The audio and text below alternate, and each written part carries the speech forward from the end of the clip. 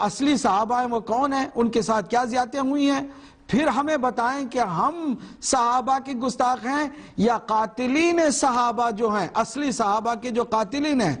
وہ ہیں جو حقیقت میں گستاخ بھی ہیں، قاتل بھی ہیں، ظالم بھی ہیں۔ تو ہم اگر کسی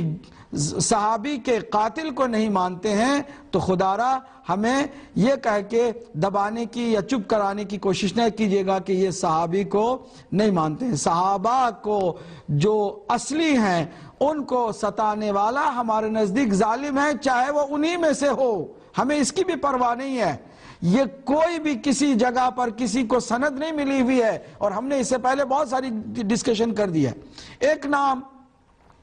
جناب مالک بن نویرہ کا ہے، ناظرین غور سے سنیے گا۔ حضرت مالک بن نویرہ مسلمان ہوئے، حضور کی خدمت میں آئے، دین کی تعلیم براہ راست رسول اسلام سے لی اور تعلیم پر پابندیاں کی اور عمل کرتے رہے، اور عمل کرنے کے بعد وہ اپنے قبیلے میں گئے، وہ تبلیغ بھی کرتے تھے اور رسول اسلام صلی اللہ علیہ وآلہ وسلم کے یہ معتمد بھی تھے، خزانچی بھی تھے، اور یہ بنی تمیم سے زکوٰۃ کے اکٹھا کرنے پر مأمور تھے، نبی مکرم کی طرف سے ان کو یہ عہدہ بھی ملا تھا۔ اب ذرا غور سے سنیے گا، حضرت مالک بن نویرہ جن کو مرتد سمجھ کر یا کہہ کر قتل کر دیا گیا، اور یہ حضرت ابوبکر کے ہی زمانے میں ہے، اور حضرت ابوبکر کی ایما سے خالد بن ولید وہاں گئے اور مالک بن نویرہ کے ساتھ جو زیادتی ہوئی اس کو تاریخ میں برابر لکھا تو گیا ہے۔ میں آپ کی خدمت میں پوری ذمہ داری کے ساتھ یہ بات کر رہا ہوں کہ جتنی بھی تاریخ کی کتابیں ہیں تقریباً سب میں وہ واقعہ متفق علیہ ہے، سب نے اس واقعے کو لکھا ہے۔ اور خاص بات یہ کہ جو کتابیں صحابہ کرام کی معرفت میں لکھی گئی ہیں ان صحابہ کی فہرست میں مالک بن نویرہ کا نام بھی درج موجود ہے، کسی نے اس کے نام کو نہیں نکالا ہے۔ اس بات کا ثبوت ہے کہ صحابہ کرام میں وہ تھے۔ اب میں ایک بات عرض کرنا چاہتا ہوں، جو شیخ نے ایک بات کہی کہ اگر کوئی بھی صحابی رسول میں سے کسی صحابی کے مرتد ہونے کو ثابت کر دے تو میں تائب بن جاؤں گا۔ ان کے کہنے کا مطلب یہ تھا کہ حضور کے بعد جتنے لوگ مرتد ہوئے وہ مسلمان تھے کہ جنہوں نے حضور کو دیکھا نہیں تھا، وہ مرتد ہوئے، لیکن جو صحابہ کہلاتے ہیں جنہوں نے حضور کو دیکھا تھا، درک کیا تھا، حدیث سنی تھی، تعلیم حضور سے حاصل کی تھی، ان میں سے کوئی بھی مرتد نہیں ہوا۔ اگر کوئی ثابت کر دے تو ہم تائب ہو جائیں گے۔ تو پہلے ہی مرحلے میں عرض کروں کہ کتابوں میں جو خالد بن ولید کو گمان ہوا یا جس پر یہ جرم ہوا کہ انہیں قتل کر دیا گیا، اگر وہ مرتد ہو گئے تھے تو بھی آپ کو تائب ہونا پڑے گا، اور اگر وہ مرتد نہیں ہوئے تھے اور وہ بے گناہ مارے گئے تھے تو پھر ماننا پڑے گا کہ صحابہ میں جو پہلی جو حکومت قائم ہوئی حضرت ابوبکر کی ایما سے، خالد بن ولید جن کے سربراہ تھے اور سپہ سالار تھے، انہوں نے ایسا جرم کیا کہ جس جرم کو کوئی بھی پڑھے کبھی بھی اس جرم کے پڑھنے کے بعد اس کو ماننے کے لیے تیار نہیں ہوگا۔ تو پھر یا تو آپ مانیے کہ خالد بن ولید قاتل بھی ہے، مجرم بھی ہے، اور چونکہ قاتل ہے، مجرم ہے، اس لیے ہمارے نزدیک اس کی کوئی بھی حیثیت نہیں، ہم اسے نہیں مانتے، یا یہ کہیے، یا پھر آپ تائب ہو جائیے کہ آپ نے کہا کہ کوئی صحابی مرتد نہیں ہوتا اور آپ مالک بن نویرہ کے بارے میں وہی تصور رکھتے ہیں جو خالد بن ولید کا تصور ہے۔ بہرحال آئیے مالک بن نویرہ رضوان اللہ تعالی علیہ کے سلسلے میں کچھ معلومات حاصل کریں۔ میں پہلی کتاب جو آپ کی خدمت میں پیش کر رہا ہوں اہل سنت کی بہت ہی معتبر تاریخی کتاب ہے، اسد الغابہ فی معرفت صحابہ، کتاب ہے اسد الغابہ فی معرفت صحابہ، لکھنے والے ہیں عز الدین ابن اثیر۔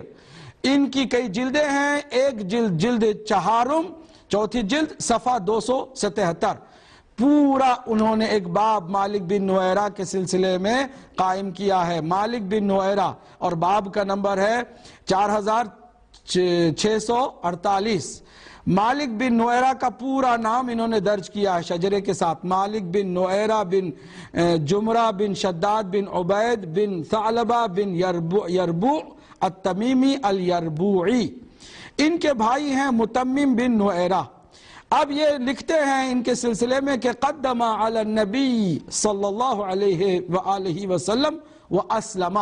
یہ آئے حضور کی خدمت میں اور اسلام قبول فرما لیا. تو اب یہیں سے پتہ چلتا ہے کہ یہ صحابی ہیں، کیونکہ جو تعریف صحابہ کی ہم نے اس سے پہلے صحیح بخاری سے پڑھ کے سنائی کہ صحابی وہ ہے کہ جو حضور کو دیکھے اور مسلمان ہو جائے، کلمہ پڑھے. تو یہاں پر آئے حضور کی خدمت میں، انہوں نے اسلام قبول کیا اور اسلام ان کا اتنا پیارا تھا، حضور کو بھایا تھا کہ حضور نے آپ کو یعنی حضرت مالک بن نویرہ کو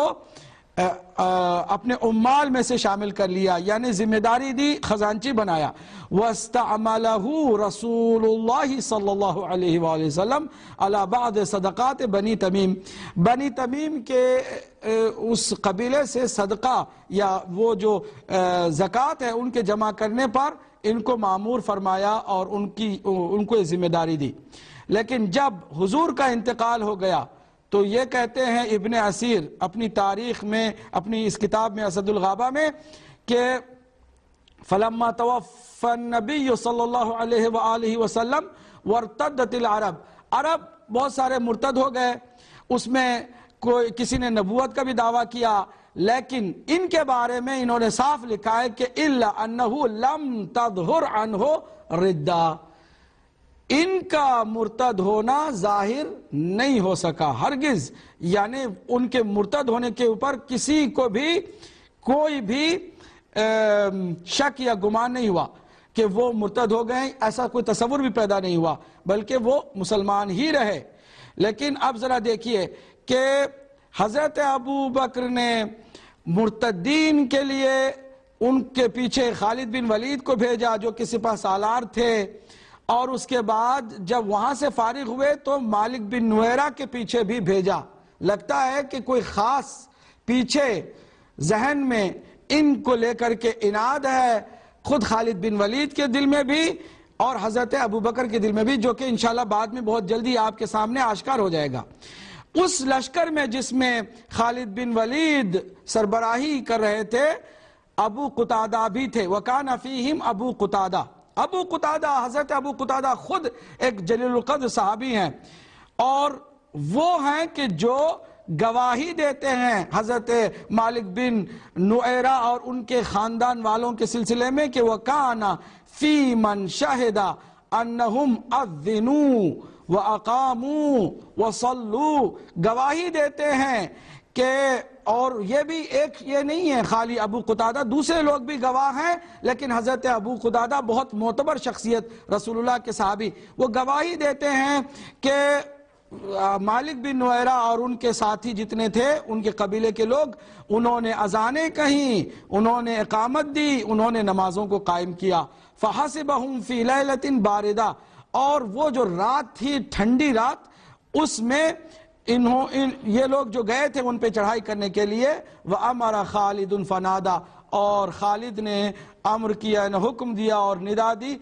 أَدْفَعُوا أَسْرَاكُمْ وَهِيَ فِي لُغَةِ كَنَانَ الْقَتْلِ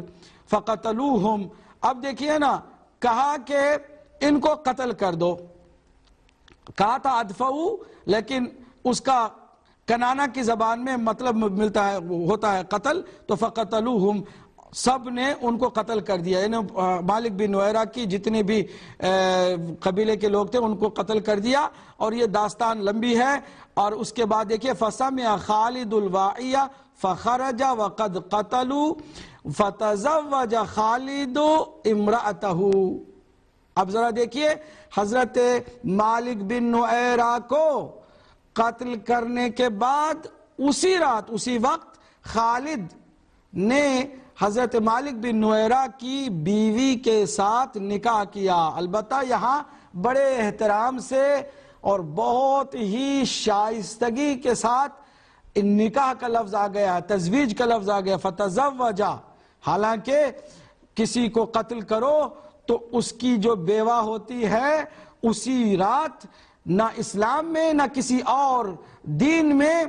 شادی کی اجازت ہے، نہ اس کا کوئی امکان ہے، نکاح اسی رات اس کی بیوہ کے ساتھ ہو، یہ نکاح کی بھی توہین ہے کہ لفظ نکاح استعمال کرے، لیکن بہرحال جو لکھا ہوا ہے وہ میں آپ کی خدمت میں پیش کر رہا ہوں۔ فقال عمر لأبی بکر، حضرت عمر نے جب یہ خبر ان تک پہنچی تو حضرت ابو بکر سے کہا،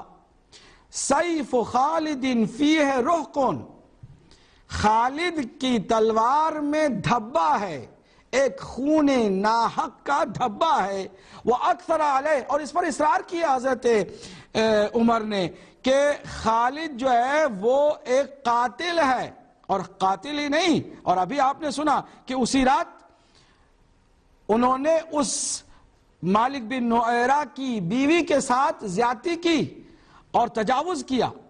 اب اس بات کو بھی بعد میں حضرت عمر نے اپنی زبان پر جاری فرمایا ہے، لیکن یہاں پر آپ ذرا دیکھیے گا، فقال ابو بکر، اور حضرت ابو بکر نے فرمایا تأولا فاخطأ، یعنی خالد بن ولید نے تعویل کی تھی، اجتہاد کیا تھا اور اجتہاد کی خطا کر ڈالی،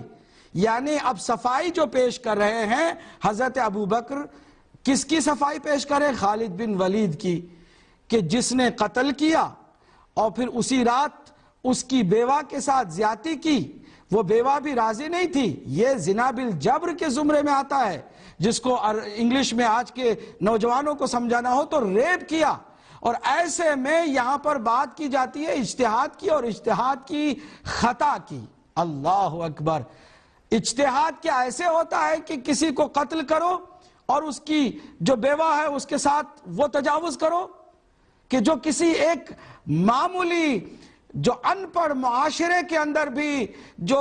غیر مذہبی لوگ ہیں ان سے بھی یہ کام جو ہے نہیں ہو سکتا، اس لیے کہ یہ غیر انسانی فعل ہے، درندگی ہے، اور درندگی کو اگر اجتہاد کا نام دے دیں تو سبحان اللہ اس دین کو دور سے ہی سلام کرنا پڑے گا کہ جس دین کے اندر ایسی درندگی کا نام اجتہاد رکھا جاتا ہے۔ تأولا فاخطأ۔ اب ذرا دیکھیے، حضرت عمر بن خطاب چاہتے تھے کہ اس کو اس کی سزا دی جائے، اصرار بھی کرتے تھے، اور پہلا کام جو چاہتے تھے وہ یہ کہ اس کو عزل کرے، اس کو معزول کرے، کہ یہ سپہ سالار ہے، وہ بھی حکومت وقت کا، خلیفہ وقت کا، اور حضرت ابو بکر پہلے رسول اللہ صلی اللہ علیہ وآلہ وسلم کے خلیفے کے طور پر کار فرما ہیں اور حکومت کر رہے ہیں، ایسے میں یہ بات بالکل نادرست ہے کہ دنیا کو یہ معلوم ہو جائے کہ سپہ سالار مسلمانوں کے لشکر کا اس طرح کے دو عظیم جرم کر چکا ہے، اور اس کو جو ہے یہ ڈھانپتے ہیں اور صفائی اس کی اس طرح پیش کرتے ہیں، یہ ٹھیک نہیں ہے، معزول کر دیں۔ تو جانتے ہیں حضرت ابو بکر صدیق نے کیا کہا ہے؟ اب ذرا دیکھیے، اس پر توجہ کیجئے، اور یہ میں اپنی کتابوں سے نہیں، پھر میں بتا رہا ہوں، شوق لگے گا آپ کو، کیونکہ آپ کو ایک آدمی ہیرو بنا کر کے پیش کیا گیا ہے آپ کے سامنے، اور ہمیشہ آپ اس کو ہیرو تصور کرتے ہوئے آئے ہیں، اس کو سیف اللہ کے لقب سے نواز دیا گیا ہے، اور تاریخ میں اس کی نہ جانے کیسی کیسی شجاعت کی باتیں کی گئی ہیں، اور صرف مولا علی کی شجاعت کے اثر کو کم کرنے کے لیے، کم رنگ کرنے کے لیے اس کو ہیرو بنانے کی کوشش کی گئی ہے۔ اس کے بارے میں جو تاریخ کے اندر اور بھی اہل سنت کی کتابوں کے اندر جو موجود ہے، اس سے میں اسد الغابہ فی معرفت الصحابہ جو ابن اسیر کی ہے، البتہ یہ ایک واحد کتاب نہیں ہے،